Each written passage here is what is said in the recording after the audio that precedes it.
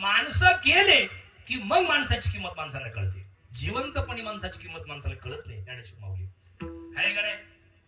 ज्ञानेश्वर माऊली जोपर्यंत म्हणजे समाधी त्यांनी घेतलेली नव्हती माऊलीने, तोपर्यंत माऊलींच्या झोळीत ज्यांनी माती कालवली बर का, माऊलींची किंमत लोकांना समजली नाही. समाधीच्या आधी झोळीमध्ये माती कालवली, पण इतिहास असा साक्षी देतो महाराज, निसर्गाचा नियम असा आहे, जिवंत असेपर्यंत किंवा व्यक्ती आपल्यात आहे तोपर्यंत किंवा हयात असणाऱ्या व्यक्तीची किंमत जिवंत असेपर्यंत कळत नाही. ज्या लोकांनी माऊलीच्या झोळीत माती घालवली तेच लोक माऊली समाधी घेताना रडायला होते. हा निसर्गाचा नियम आहे, हा ऐतिहासिक नियम आहे.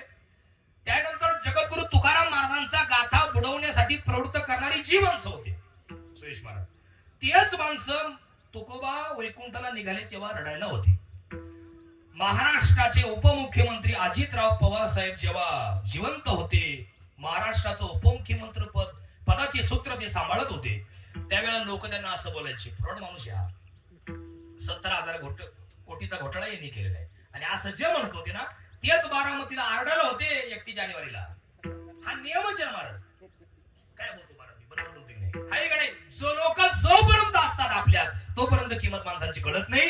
आणि लोक अंत्ययात्रेमध्ये बोलतात, चांगला माणूस होता, नव्हता जायला पाहिजे, लय भारी माणूस होता, कधी कोणाला उभारला नाही, कधी गेल्यानंतर जिवंताचे पण रामराम पण नाही घातला. हा नियमच आहे. त्याच्यामुळे माणसं आहेत तोपर्यंत माणसांची सेवा करा, प्रेमाने बोला. गेल्यानंतर 10 श्राद्ध नाही घातले तरी पाप लागत नाही. Widal Widal